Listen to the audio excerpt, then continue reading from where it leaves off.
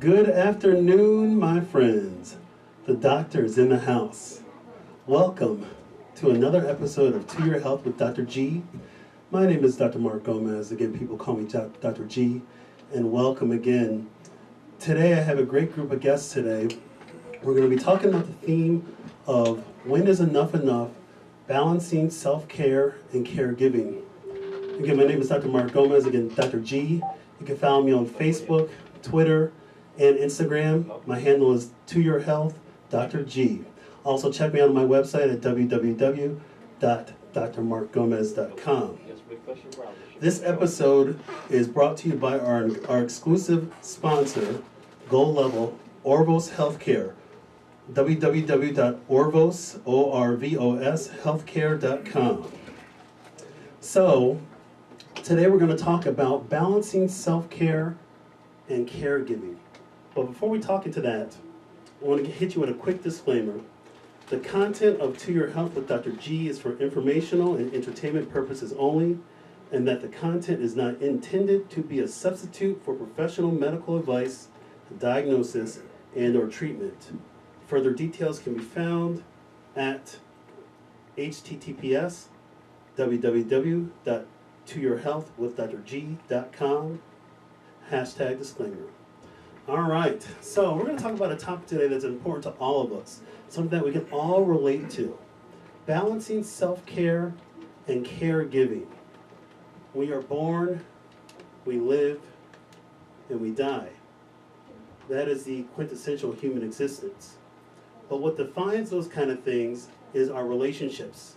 And today I've gathered a group of experts to talk about this. So for newcomers to the show, each week I host a group of my friends and medical experts and healthcare experts, and we talk about different topics that are relatable to people that are listening to the show, but just people like us. We are nothing more than, we're just human beings, we're individuals. This group of the panel today, we're parents. We go through life just like everybody else. I always joke around and say, we put underwear on one leg at a time.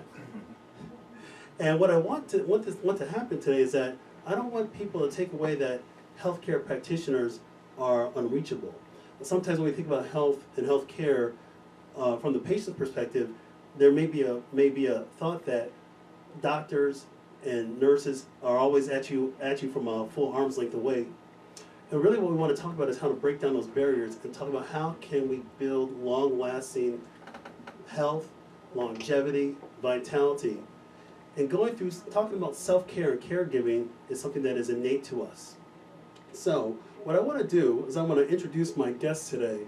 And these guests today are just excellent individuals. They have a wealth of experience, years of knowledge, and can all relate to the aspects of balancing self-care and caregiving. My first guest is Sean Schuster. He's sitting to my right. And Sean, he and I have known each other for a long time.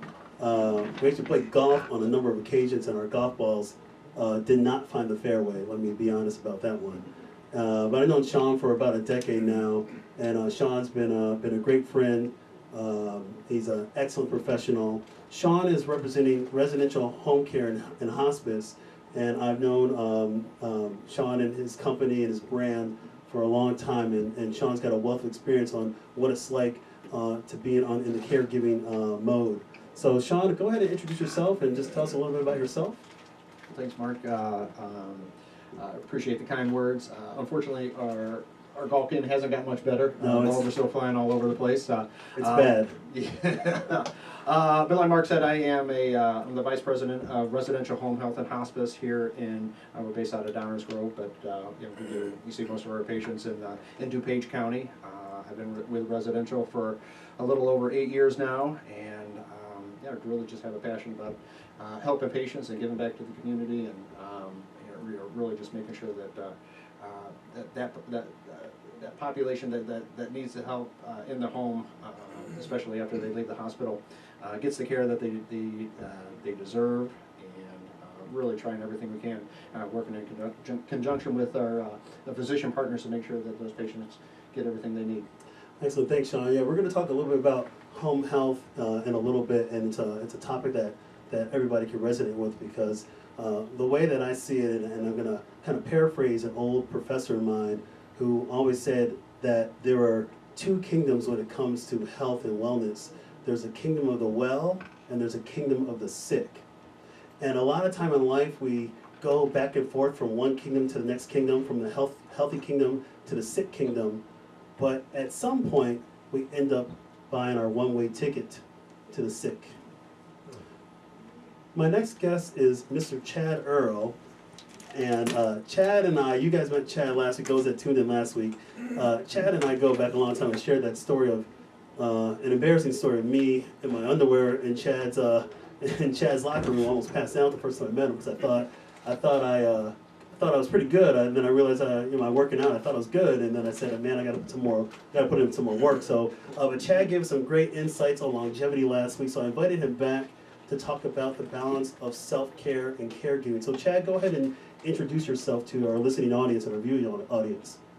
Thank you, Dr. Gomez. I just want to say I've been personal training for about 20 years, and personal training can take on a lot of different types of connotations in the public, but basically we're talking about investment and self-investment.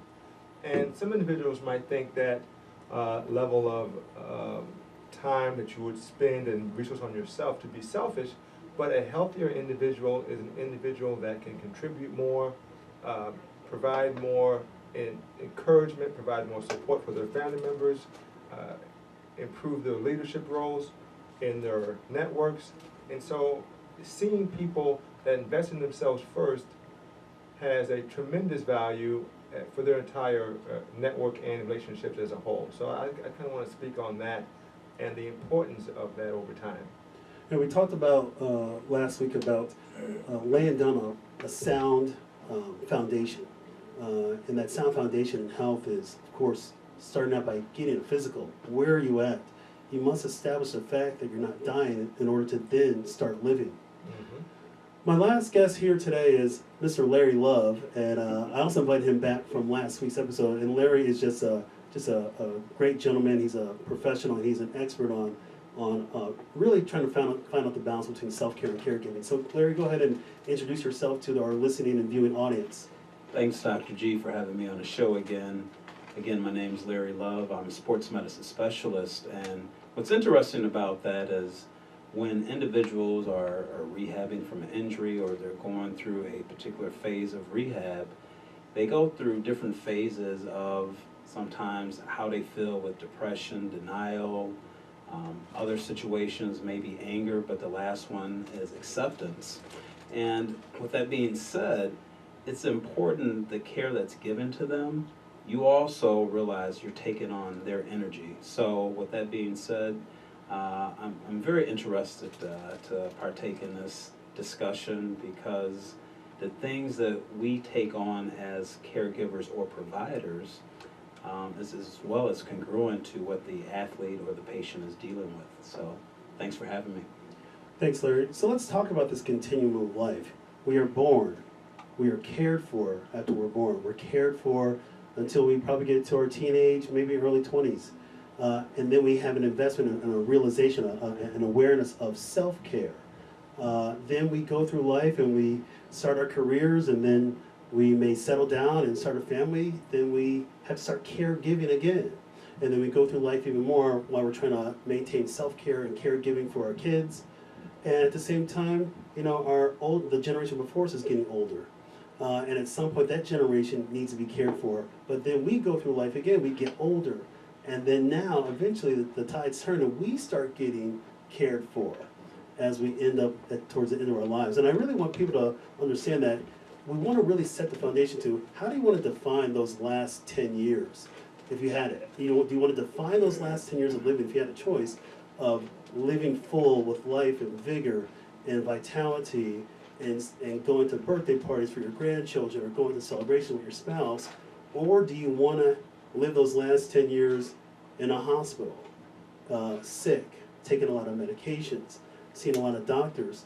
And what we're really trying to tell today is that we do have choice. There are ways to design that, and I'm going to ask Chad to talk about that a little bit.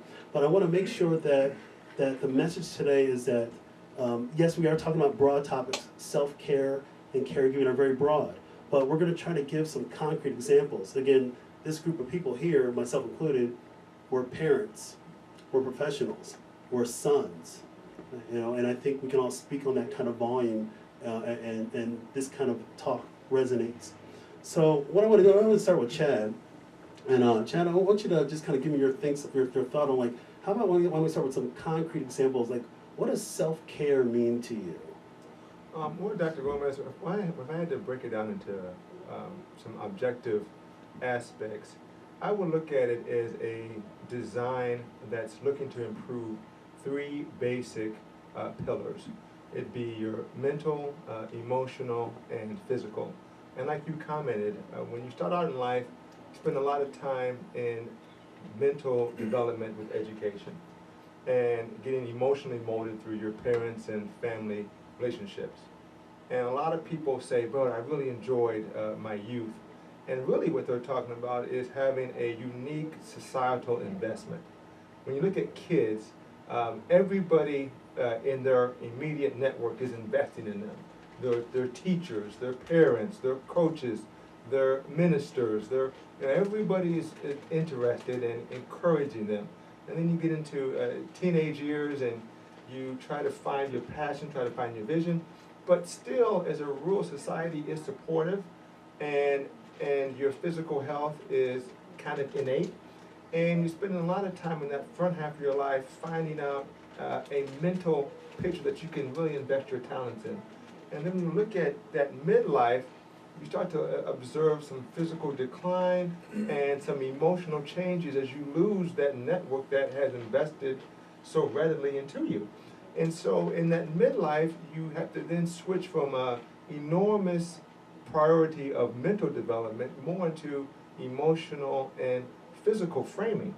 And that shift in individuals can be traumatic because, I mean, you've had your parents, you've had your friends, you've had coaches, teachers, parents, all investing, all encouraging you, and now they can move away by either location, if you move and take a job, by death, by simply graduation. All your mentorship, all this enormous amount of support is gone, and you're competing while you're aging, and you're kind of on this island, and you're noticing these health declines. And so you really have to understand, when it talks about self-care, to put in place these emotional and physical designs as you're aging, establishing good adult friendships, establishing physical health behaviors and priorities to really allow you that robust living as you're aging. Thanks, Chad. And I like what you were saying about establishing those relationships. Comes back to some of our foundations, even as we talked in the past. Having those relationships are one of the key characteristics that allow for that longevity. Again, when we talked about in the past, and those of us that are new, we talked about blue zone populations, and one of the things that blue zone populations have in common is the relationship, and never underestimate the importance of those relationships. Sean, I want to ask you some questions because Sean's got a unique take on things because Sean, again, being a parent, he can speak volumes on what it's like to raise children. But from a professional standpoint, Sean has a really big background in the home care delivery modeling and creating that. And as he talked about earlier, when people leave the hospital setting and then they go home, that can be a challenge. It can have some successes or it can have some inherent failures. And so maybe Sean, why don't you tell us a little bit about success that you might see, or even cases of like challenges or failures in somebody going home. We talked about having the relationship, so you need support. And it might be hard if somebody goes home from the hospital and maybe they're elderly and they might be 80 years old and then they have an elder spouse and all the grown kids are out of state, and how do you make that work? Yeah, what kind of resources are there? Well, there's a ton of resources out there in the community. That's typically in a situation like that, we would get a social worker involved, and there'd be some communication with whatever setting that we saw the patient in last, whether it was a hospital setting or a nursing facility. I would say that the biggest success that we see as a professional home care company, and the success and the outcome of our patients is when there's a strong family dynamic. You know, when patients are going home and they have a loving family, and whether it's son or daughters, or nieces and nephews, or siblings that are healthy, when they have that support system, we just see much better outcomes. It's just across the board. On the reverse side, but not everybody has that support system, right? And no matter what happened in their life, and they may be going home alone, or they may be going home and their spouse is just as sick sometimes. Yeah, just as sick as them. So we have to do more for those patients. But yeah, as a community, just kind of work together and make sure that patient is receiving everything that they can, from a medical standpoint, from a nutritional standpoint, from a physical standpoint, and then just from a nurturing standpoint as well. Thanks, I think, Sean. Larry and I were talking, this reminds me what some of the words that you said. Larry and I were talking recently about having expectations, when you look at expectations versus responsibilities as we go through the aging and life cycle. Larry, do you want to comment on that? Absolutely. It's so important to note, even with self-care, that it evolves. It evolves based on the stage that you are in life. So from 0 to 20, your responsibilities versus the expectations are pretty low. You got someone taking care of you. As you get into your 20 to 40 year age range and lifespan, now your responsibilities start to become a little bit more aggressive.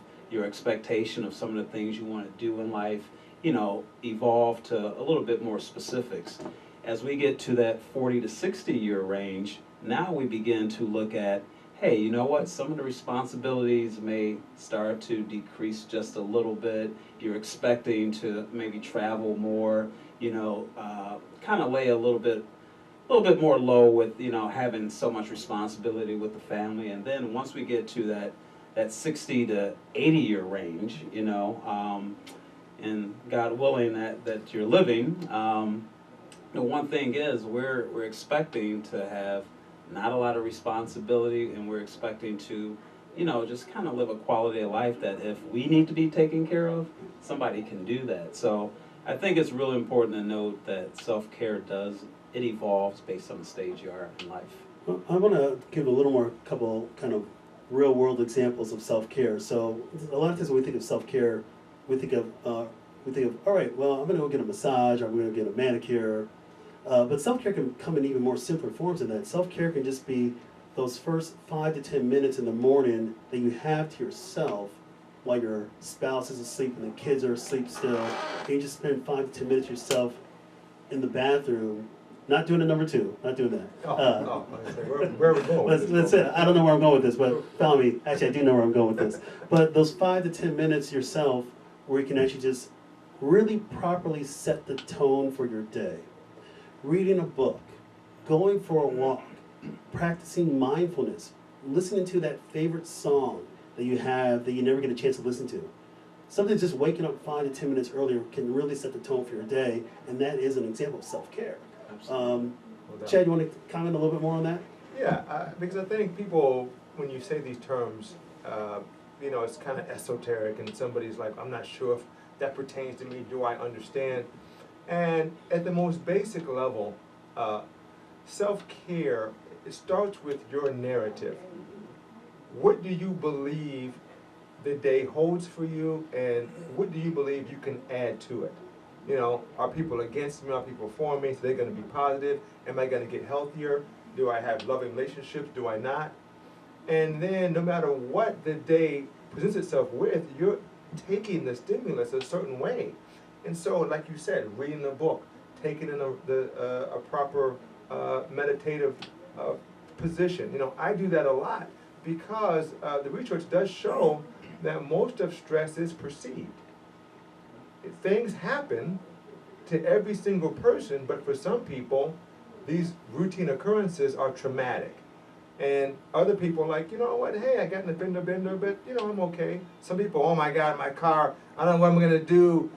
This was You know, and so these same occurrences, that it's called life, and you know, we know it happens. We have insurance, we have history, so we know that certain things are going to present themselves. And so it's very important then to understand and position yourself with the right support, with the right mental frame, with the right physical routine. As Larry talked about, you're getting older. What changes between 20 to 80? Well, you know, I gotta slow down. I understand that, but what does your diet look like now? What does your exercise routine look like now? As you talked about earlier, what do your friendships consist of? You can't play basketball anymore with the guys. So what, you just don't relate to anybody? Do you move to golf? Do you move to a certain volunteer group?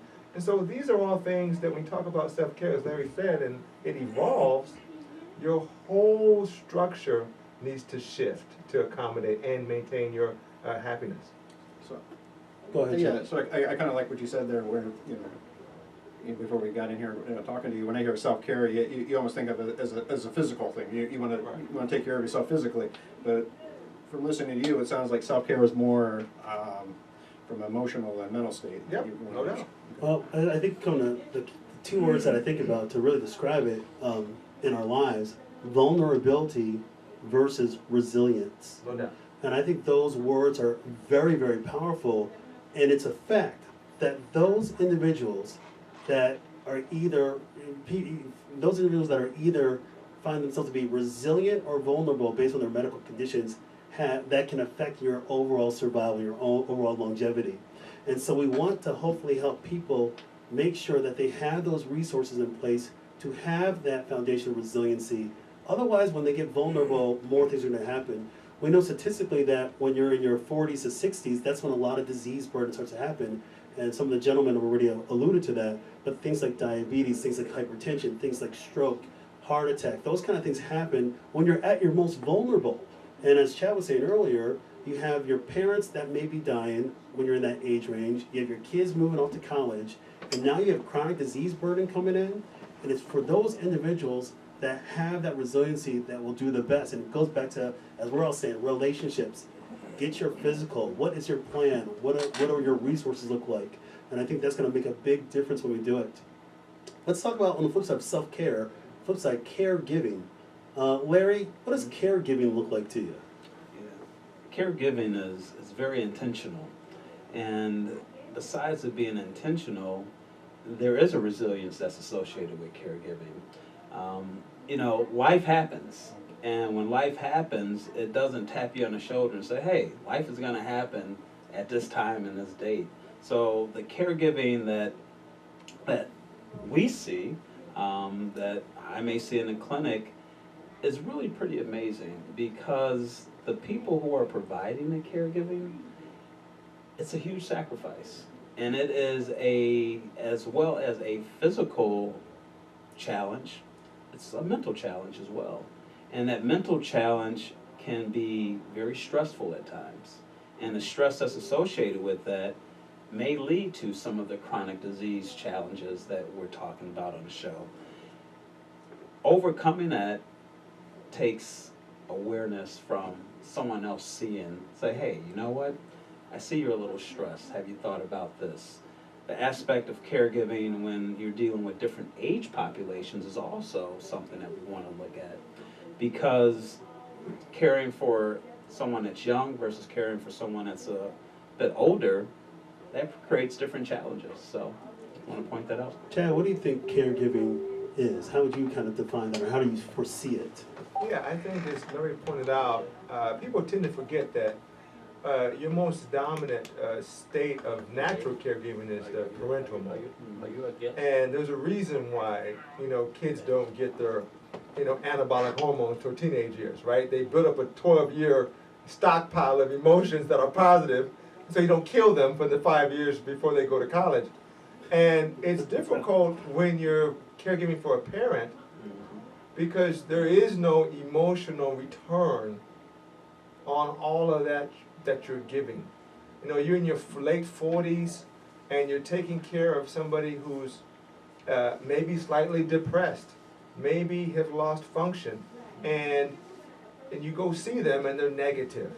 And, you know, and nobody asks you about how you're feeling. Nobody asks you about the work that you have to do.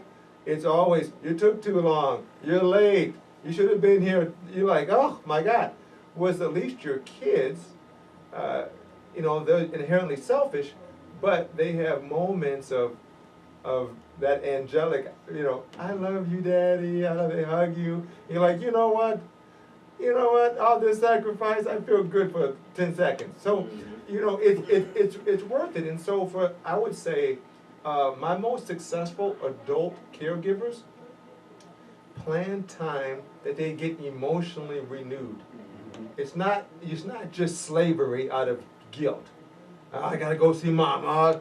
Yes, it's true, you do. Oh, Dad needs me. It's true. But to sustain that extended process, you have to not be hesitant on establishing emotional reservoirs that you can tap into. Sean? Yeah, I want to really jump in here with, you guys both said something really important here with, there's different levels of caregiving, right? You're a caregiver to your children, and yeah, you have the, you get rewarded on a daily basis for that. But caregiving for a parent or a loved one who's a little bit older, that can be very taxing, both emotionally, physically, and you really need to be aware of that. We see this a lot. You know, patients are, we see the family dynamic where, you know, patient has dementia or, you know, Alzheimer, and you know, physically they're there, but mentally they may not be there. So it's the caregivers, whether it's a son or daughter, or it's a spouse, or, you know, somebody else in the family that's helping with those patients, they exude so much energy putting it into the caregiving that you do need to take a step back, and you need time for yourself. You need to make sure that you're healthy enough so you can continue to do this caregiving. So, and again, not everybody's in the same situation. Again, there are programs out there for people who are caring for a loved one that just, they're at their wits end. They can't do it anymore. They need a break. So that's where we would come in, and you know, we could provide some social work and you know, some different resources out there to help the caregiver who's helping the patient, because we see that a lot. That family dynamic, even the most loving son or daughter, taking care of their father, who is, you know, it's taxing on you to see the man you looked up to your entire career kind of decline. You need to take care of him, and it can really take a toll on you. So it's really important that everybody works together in situations like that. Thanks, Sean. We call that compassion fatigue. It happens all the time, and it's okay to have that fatigue. You know, as you're talking, Sean, you reminded me of a couple stories, and as a physician, I've seen it firsthand where, you know, it's the holidays, and there's an elderly patient, and the son and daughter just said enough, and so they show up at the ER with their elderly parent, and just drops them off, and, you know, we used to call them holiday drop-offs back when I was training, and yeah, there's really, and when you examine the patient, nothing's really wrong with them. Vital signs are stable, blood pressure's excellent. Sounds like they're complying with their medications, but the family just needs a break, and so we see that all the time. But compassion fatigue and caregiver fatigue. This segment is brought to you by Orvos Healthcare. Welcome to Orvos Healthcare, where personal health coaches help you stay on track with all of your health goals. Concierge and personalized medicine that is covered by your health insurance. Allow Orvos Healthcare to care for you. We care through communication. www.orvoshealthcare.com, Facebook at Orvos CCM, Twitter at Orvos Healthcare. So I want to transition to a little bit of the actual design. We're talking about having things a little more segregated right now, self-care, caregiving, but the reality is that it all blends together. So I'm going to throw this question out to Chad. How do we best manage caring for ourselves while simultaneously caring for others? And that's a great question, Dr. Gomez. And I think when it relates to the obligated professional, people pay you for your time. And so once you're on the clock, you have a very hard time controlling when you get to come off of it. And so for the obligated professional, or parent, what you do have control over is when that day starts. Because you do have a contract and you get paid so much to begin your day at a certain time. And so you can start ahead of that day with any type of personal design that you wish. And so for anybody who's trying to focus on a priority, if it's a nutrition or exercise or mental state, and doing that type of meditative work, that needs to start, as you alluded to earlier, ahead of your work and family obligation, which then sets up, of course, the evening process of being able to get to sleep. And so if you have to get up, that means you have to get to sleep. And so now you start to build your day with a certain level of efficiency depending on when you have to get to sleep to begin your day. And so for, as Sean has been talking about, there's different situations, and so it's hard to say blanketly what you should do, but most people have a extended commute. And so if you start your day at 8 o'clock and you have to drive a half hour to work, let's say, then you're waking up about 6 to 5:30, which puts you in bed right around 10 o'clock. And so you're like, 10 o'clock? I gotta watch late night TV. I gotta watch. Right, everybody yeah. like 10 o'clock. What am I I'm gonna not catch that up on my old. Facebook and my? I'm old, but I'm not that old. And so, but when you look at millionaires, when you look at CEOs, CFOs, you look at professional athletes who have done it over a decade, that design is they're getting to bed at 9, 9:30, 10 o'clock. That's when they get to bed. It's not, they're not 12 o'clock watching Leno and watching Fallon rather. They don't do that because they're controlling and designing the beginning part of their day. They're not reactive. And so disease starts, as Larry talked about earlier, when you can't respond to your expectation. Now you have depression. Now you have physical decline because you haven't designed that day for so long, and your health no longer allows you the ability to react appropriately to it. Larry, what's your thoughts? How do you balance out having self-care, trying to find time for that while caring for others? You're a parent, you're a spouse. Mm-hmm. How do you do it? What's your secret sauce? Tell the whole world Tell right us, now. Larry. Tell us. Put me on the Everybody spot. grab a pen and paper because the words you're going to hear from Larry Love is So- legit. So to really piggyback a little bit on what Chad alluded to, when we talk about self-care, we have to realize that it's intentional. The problem with self-care when it doesn't go the right way, it's more reactive. And so we want it to be intentional to the point to where Chad was saying, it becomes a behavior. And how we start our day means we know how we're going to end our day, when we're going to do it. And so for me as a parent, a spouse, my schedule is hugely busy. But at the beginning of the day, I have to get up about 2 hours earlier before I even leave the door. So that doesn't include just, the hygiene standpoint.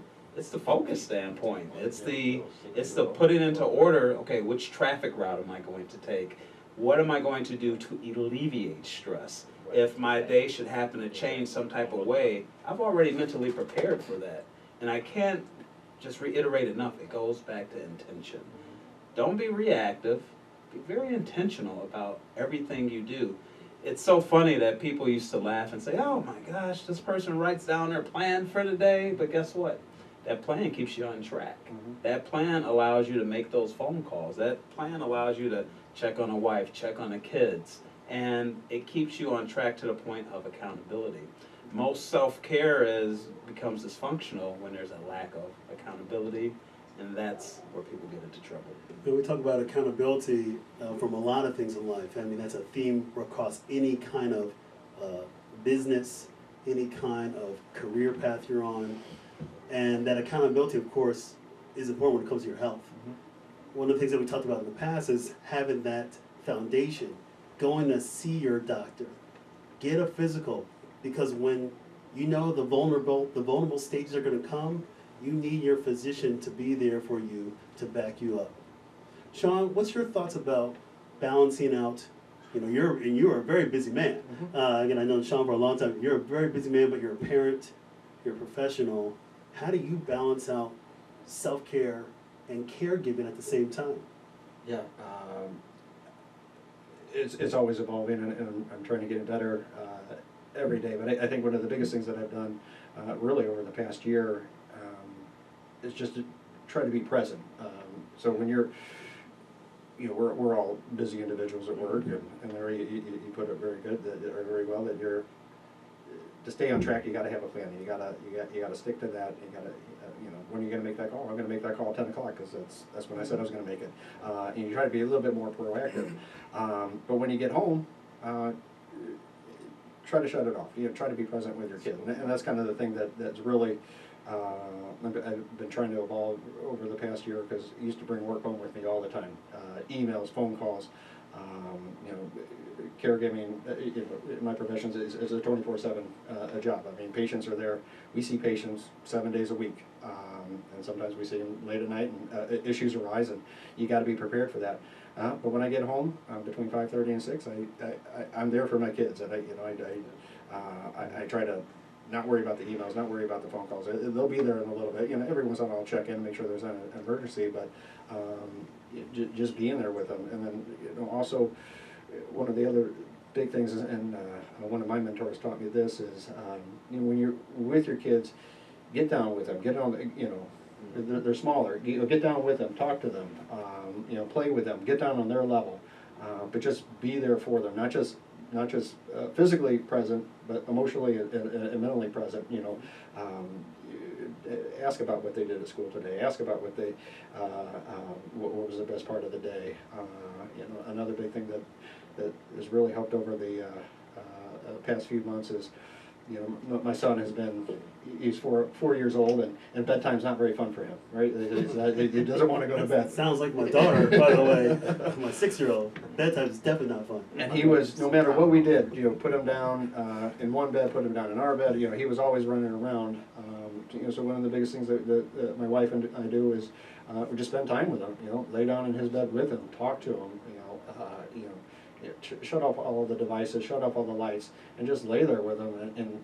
And we found that he started talking for like 2 or 3 minutes, and then he kind of calms down, and then, you know, he sits there and he laughs at you, and then bedtime's much easier now because we're present for him. We're there, making sure that he has that support when he's going to bed, and he knows that we're right next to him, and we're going to be there right again when he wakes up in the morning.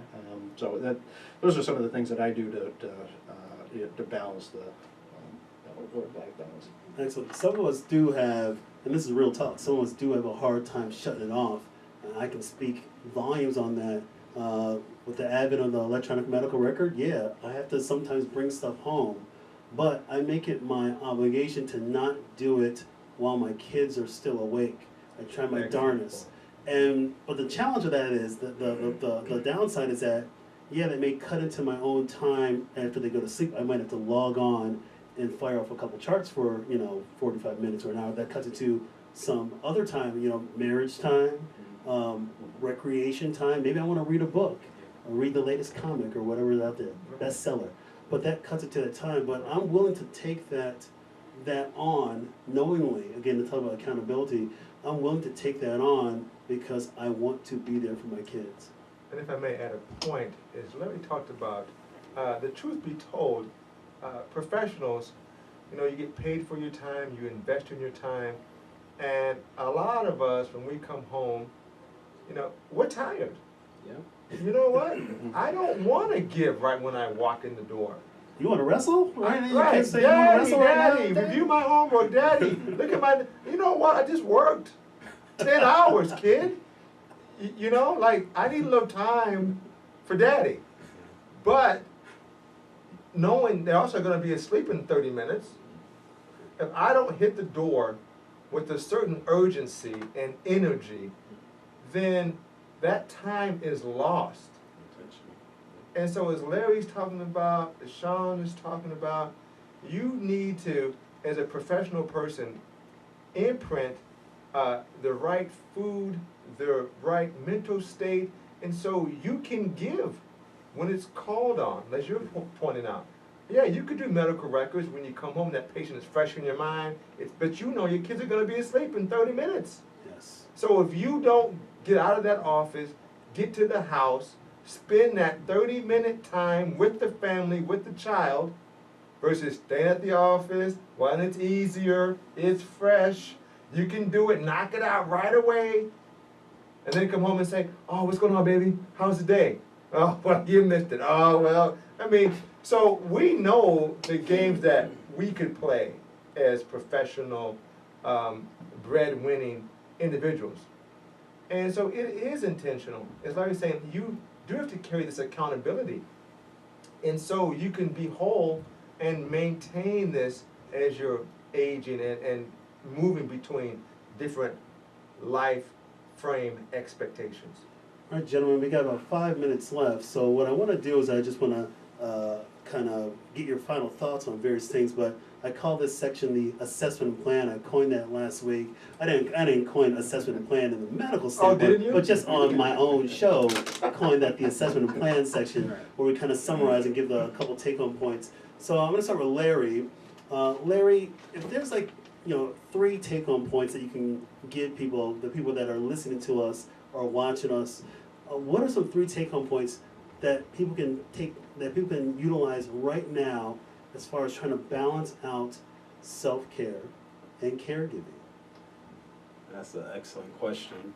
First off, self-care, it starts with you.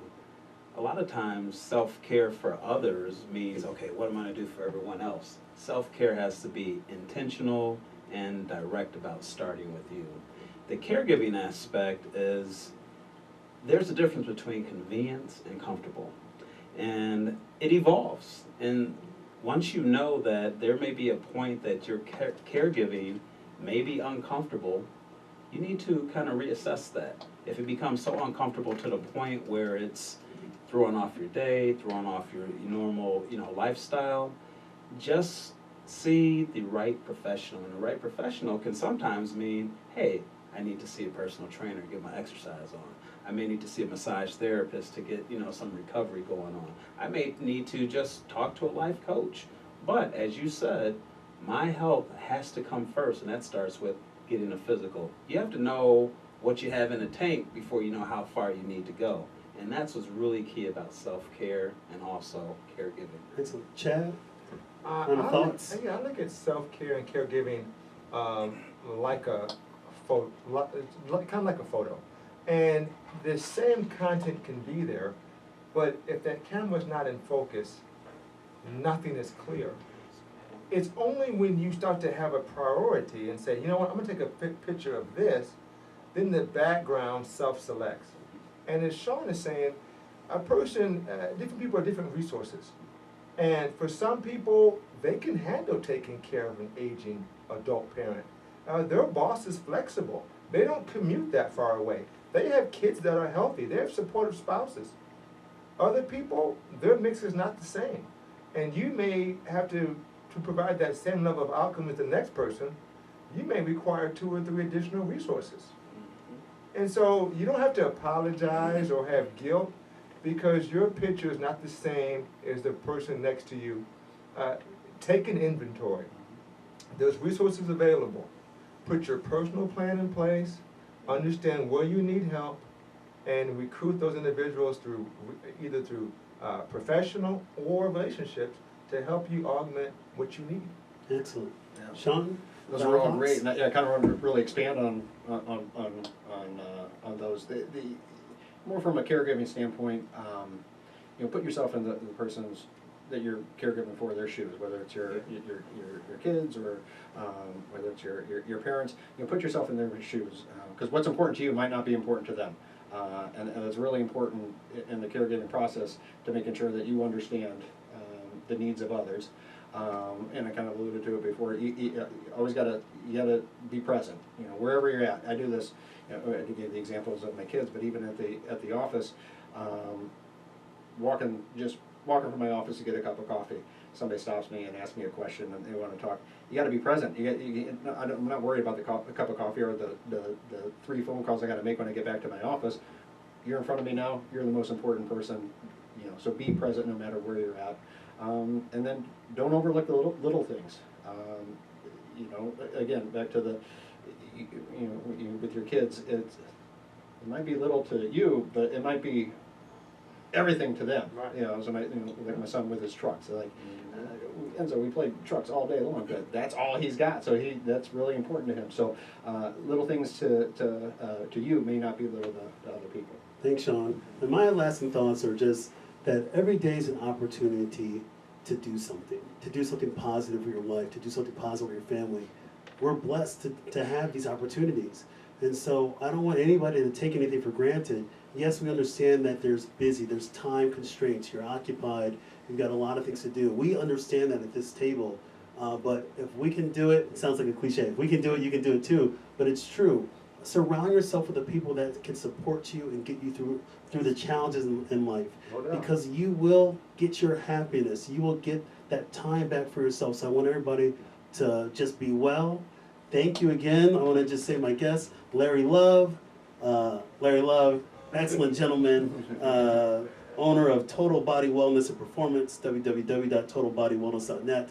Chad Earl in the middle, owner of Integrated Wellness Online, www.integratedwellnessonline.com, also the owner of DuPage Fitness and Rehab. Sean Schuster, Vice President at Residential Home Health and Residential Hospice, www.residentialhomehealth.com. Thanks to my sponsor, Orvos Healthcare, www.orvoshealthcare.com. Hey everybody, it's been great. Again, my name is Dr. G. Follow me on Facebook, Twitter, and Instagram. Visit me on my website, www.drmarkgomez.com. Next week, we're going to be exploring mindfulness. Great show. Take care, guys. Thanks. Thank you very much. Thank you so much. Very good show. Nice job, guys. Good stuff. Time goes, yeah. You're like,